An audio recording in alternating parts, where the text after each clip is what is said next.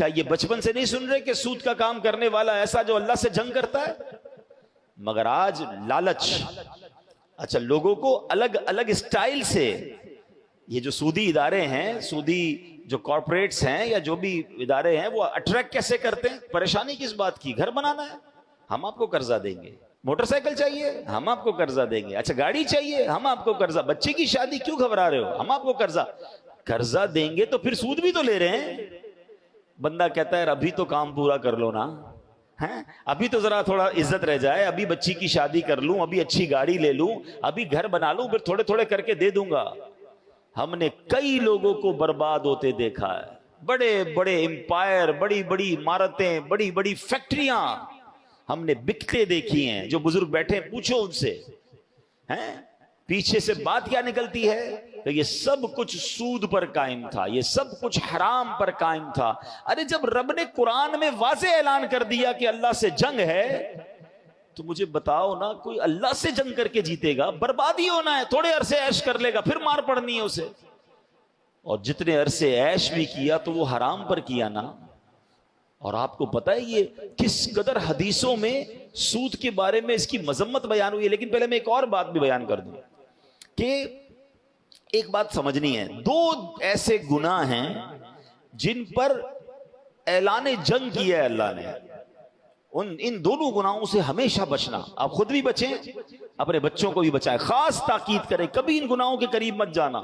باقی گناہ بھی یقیناً گناہ ہے، اللہ کی ناراضگی ہے، مگر دو ایسے گناہ ہیں جس پہ رب نے ڈائریکٹلی فرما دیا کہ یہ اللہ سے جنگ ہے، اس سے تو قریب بھی نہیں آنا ہے ورنہ مارے جائیں گے۔ ایک کیا ہو گیا؟ سود ہو گیا۔ دوسرا سنیں، حدیث پاک میں ہے، بخاری شریف کی حدیث ہے، حضرت ابو ہریرہ رضی اللہ تعالیٰ عنہ اس حدیث کے راوی ہیں کہ تاجدار رسالت صلی اللہ تعالیٰ علیہ وسلم نے فرمایا، اللہ تعالیٰ ارشاد فرماتا ہے، جو میرے کسی ولی سے عداوت رکھے تو میں نے اس سے جنگ کا اعلان کر دیا۔ اللہ اکبر! کیا پتہ چلا؟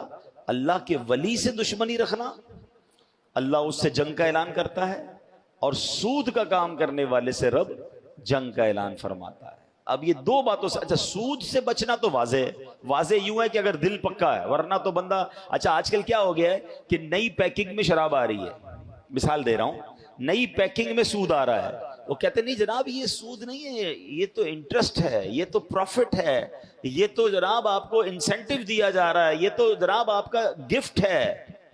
علم تو ہے نہیں، ہمیں معلوم تو ہے نہیں۔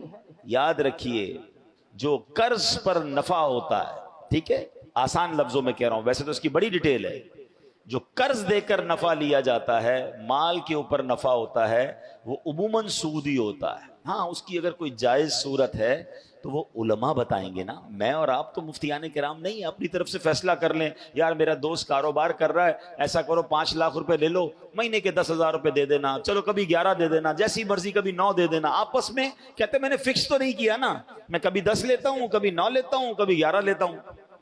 ارے پیارے بھائی، آپ نے نقصان کی تو جگہ ہی نہیں چھوڑی، آپ نے تو نفع ہی نفع رکھ لیا نا۔ تو اس کی ڈیٹیل ہے، یہ سود ہو جائے گا بعض صورتوں میں، اور آپ حرام کے مرتکب ہو جائیں گے۔